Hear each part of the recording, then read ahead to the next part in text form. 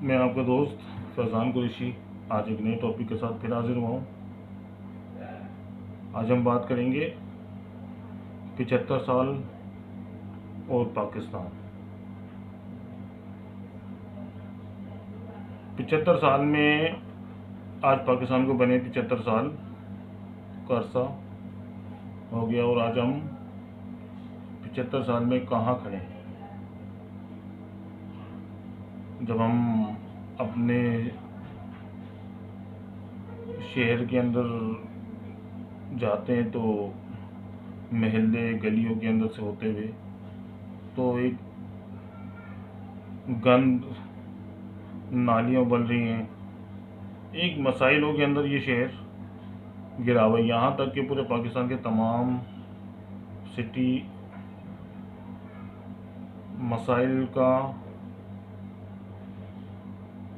में गिरे हुए, पूरे पाकिस्तान के तमाम ज़िले यूसियाँ। तो दोस्तों, आज हम बैरून मुल्क जब हम यूरोप को देखते हैं या दीगर दूसरे मुल्कों को देखते हैं जो तरक्की याफ्ता मुल्क हैं, वो लोग चांद के ऊपर घर बनाने की सोच रहे हैं। हम लोगों से ज़मीन के ऊपर ही निज़ाम नहीं बनाया जा रहा।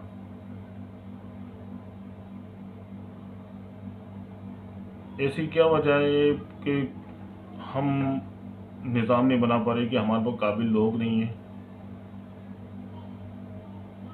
75 साल का अरसा बहुत बड़ा अरसा होता है।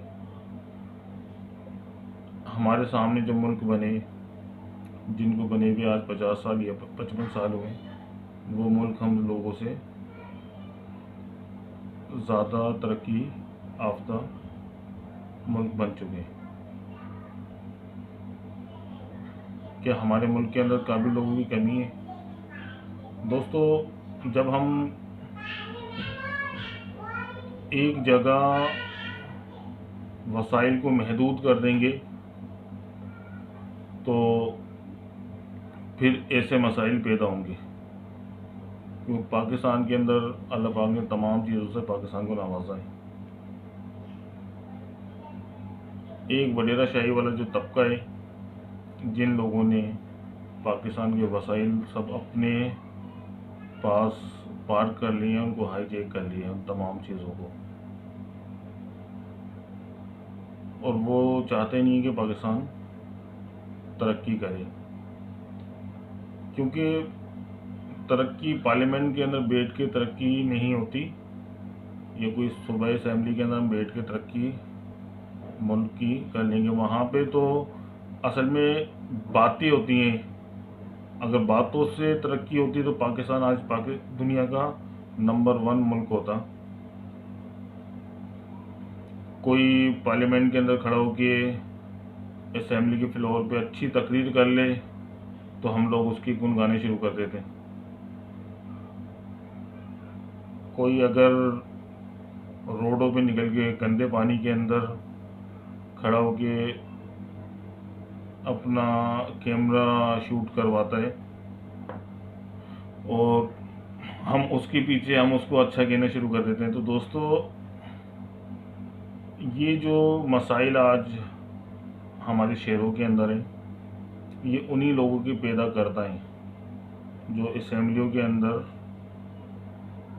बहुत अच्छी अच्छी तकरीरें करते हैं और नालियों के पानियों के अंदर आके वो खड़े होके अपनी सियासत को चमकाते हैं। क्योंकि ये उन्हीं लोगों, वही लोग तो 70 साल से असम्बलियों के अंदर बैठे हैं, आप या मैं नहीं बैठे। अच्छा, तरक्की पाकिस्तान कैसे करेगा? तो पाकिस्तान तरक्की जो करेगा, पार्लियामेंट के अंदर जो, अब हमें पहले तो सबसे पहले ये देखना पड़ेगा कि सूबाई असम्बली और कौमी असम्बली होती क्यों है। अब सूबाई असम्बली का काम होता है कि कोई ऐसे लॉ बनाए जाएं, ऐसे कानून बनाए जाएं जो सूबे के लिए अच्छे हों। भाई, बच्चों को तालीम देनी है तो सूबाई असम्बली में कानून बनेगा, बच्चों को यूनिवर्सिटी देनी है तो सूबाई असम्बली में कानून बनेगा, कोई नया लॉ पास करना है तो सूबाई असेंबली से वो पास होगा। और नेशनल असेंबली का मकसद होता है हमारे वफाकी जो इशू होते हैं, फॉरेन इशू होते हैं, यानी कि बैरून मुल्क से कैसे ताल्लुकात रखने, तो नेशनल असेंबली का काम होता है वो, और सूबाई असेंबली का काम होता है सूबों के अंदर कानून साजी करना। अच्छा, सूबाई असेंबली का एक मेंबर यानी कि जो सिलेक्ट करते हैं हम सूबाई असेंबली के लिए, उसका काम नहीं होता कि कोई ट्रांसफार्मर लगवा दे या गटर की लाइन साफ करवा दे या पानी पहुंचा दे। आज एक ट्रांसफार्मर कौमी असेंबली का मेंबर लगवा के तस्वीरें खिंचवा रहा होता है। कहीं गटर की नाली भर गई है तो वहाँ का एमपीए, सूबाई असेंबली का मेंबर, वो गटर की नालियाँ साफ करवा रहे हैं। अरे भाई, ये काम इन लोगों के नहीं है। अगर यही लोग ये काम करेंगे तो मुल्क नहीं कर सकता आगे तरक्की। अब सूबाई असेंबली का मेंबर है, वो गटर के आगे खड़ा हुआ है और फोटो शूट हो रहे हैं, उसकी तस्वीरें बन रही हैं कि भाई फला एमपीए ने, फला पार्टी के एमपीए ने फला गटर को साफ करवा दिया,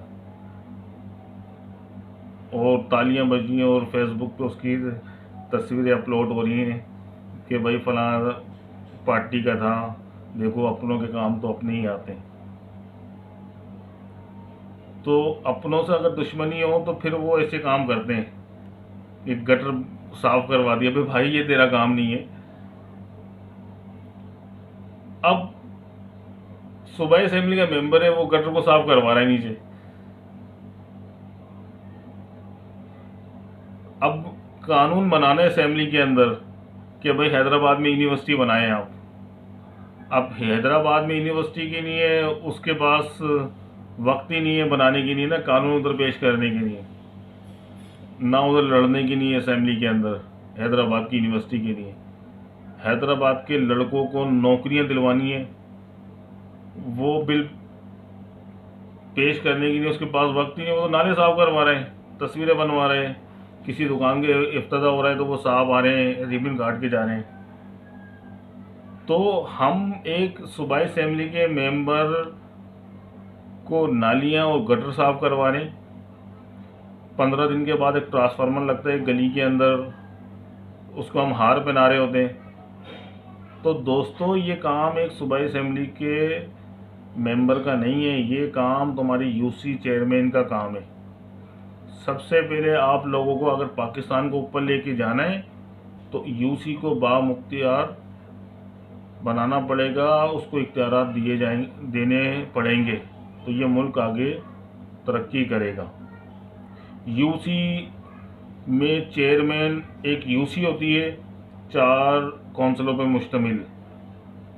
उस यूसी के अंदर इतना पावर होना चाहिए कि वो यूसी के अंदर जो चेयरमैन हो,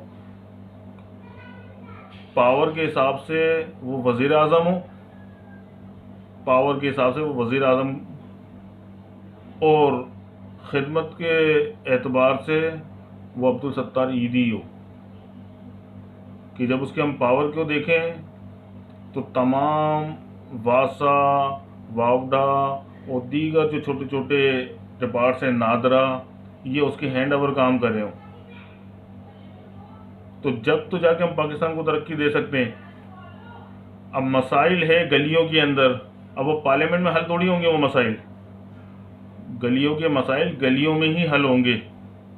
अब गलियों में कैसे हल होंगे? गलियों में ऐसे हल होंगे कि यूसी के चेयरमैन को हम इतने इख्तियारात दें कि वो तमाम चीज़ों को खुद मेंटेन करे और ख़ुद उनको ठीक करे।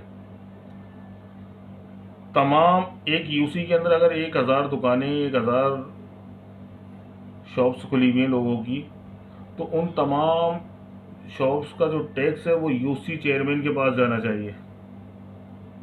अब यूसी चेयरमैन के पास भाई टैक्स क्यों जाए? अबे भाई, वो उसकी यूसी के अंदर वो दुकान खोल के बैठा हुआ है, उसकी यूसी को वो इस्तेमाल कर रहा है, उसके रोडों को वो इस्तेमाल कर रहा है, उसके यूसी के अंदर तमाम अगर वो ख़राबी कर रहा है और उसको अगर वो टैक्स देना है तो वो यूसी चेयरमैन को देना है। अब यूसी का काम क्या है कि 60% वो अपनी यूसी में रखेगी और 40% वो यानी कि आगे भिजवाएगी, क्योंकि जितने भी यूसी में काम होते हैं वो यूसी चेयरमैन को करने पड़ेंगे। अब वावडा का मसला है, कोई ट्रांसफार्मर ख़राब है तो उसकी चेयरमैन को इतने इख्तियारात हों कि एक फ़ोन के ऊपर वो ट्रांसफार्मर चेंज करवा दे। नादरा के अंदर आपने देखा होगा कि लंबी लंबी लाइनें लगी होती हैं एक एनआईसी बनाने के लिए। अब ये काम यूसी का, जब यूसी में एक ऑफिस बन जाएगा तो नादरा का एक डिपार्ट भी उधर आ जाएगा,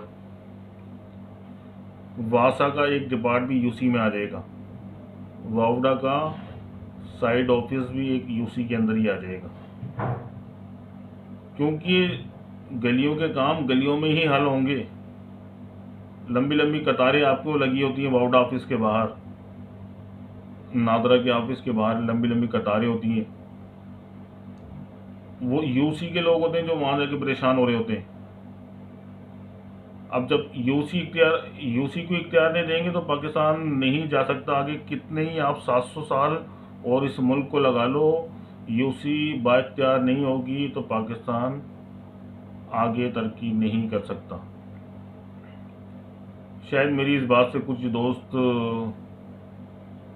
इत्तेफाक नहीं करेंगे, मगर ये जो मैं आपको इसका हल बता रहा हूँ, इसी हल से अगर आप आगे जाओगे तो ये मुल्क तरक्की कर सकता है। एक यूसी के अंदर 4 काउंसलर होते हैं, एक चेयरमैन, वाइस चेयरमैन। उनके पास तकरीबन 10 से 12 हज़ार लोगों का इलाका होता है, उसके अंदर वो उसकी नुमाइंदगी कर रहे होते हैं। अब वहाँ यूसी को इतना इख्तियार दे दो कि उसके तमाम जो यूसी के अंदर जितने भी टैक्स जमा होंगे वो तमाम टैक्स यूसी ऑफिस के अंदर जाके जमा होंगे। यूसी चेयरमैन उसके अंदर से 60% उसी यूसी की नहीं रखेगा और 40% वो आगे सूबे को भिजवाएगा, क्योंकि 60% रखने पर यूसी के अंदर काम भी करवाना है। दूसरे जो दीगर मामला थे वो यूसी, क्योंकि उसी यूसी का टैक्स है ना, तो उसी यूसी में लगना चाहिए, वहाँ के लोगों का टैक्स उधर ही लगे। दूसरी बात ये कि सूबाई और कौमी असेंबली के जो मेंबर हैं वो सिर्फ हमारे शहर में जो यूनिवर्सिटी का मसला है और दीगर जो नौकरी के मसले हैं वो लॉ पास करवाना है या कानून बनाना है, तो वो लोगों का काम है असेंबलियों के अंदर का, उनका बाहर का काम नहीं है। बाहर के काम सारे यूसी के वो यूसी चेयरमैन करेगा। अब यूसी चेयरमैन को जब आप ये इख्तियार दे देंगे तो यूसी के अंदर मसाइल ख़त्म हो जाएंगे। अब जब तमाम यूसी के मसाइल ख़त्म हो गए तो एक शहर तो वैसे ही तरक्की करना शुरू कर देगा। अब मसला ये है कि इस्लामाबाद से बैठ के ऑर्डर होते हैं या कराची से बैठ के ऑर्डर होते हैं कि भाई फ़लाँ जगह पे आप ये करा दो, तो जब तक वो वहाँ से ऑर्डर आता है तो 5 साल का वक्त गुजर जाता है, फिर एक नई हुकूमत की तैयारी हो रही होती है, नए इलेक्शन की। तो पाकिस्तान को आगे लेके जाना है तो यूसी चेयरमैन ये जो निज़ाम है इसको आपको बाइख्तियार बनाना पड़ेगा, फिर जाके इस मुल्क को आप आगे लेके जा सकते हो। अब मैंने कहा कि तमाम जो दुकानें यूसी के अंदर जितनी भी दुकानें हैं या जितने भी टैक्स जनरेट होता है वो तमाम गवर्नमेंट ऑफ सिंध को जाता है।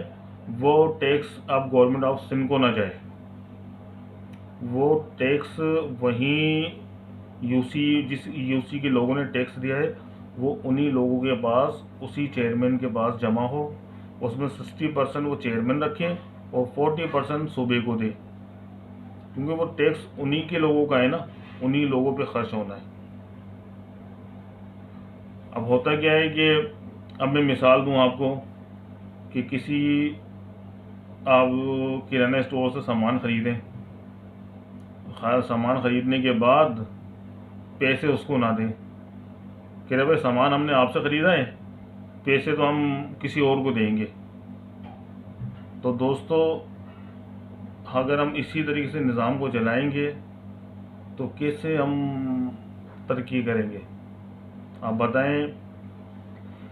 जिस यूसी का जो टैक्स है, हम उसी यूसी पे ही नहीं लगा रहे वो टैक्स, तो हम आगे नहीं जा सकते।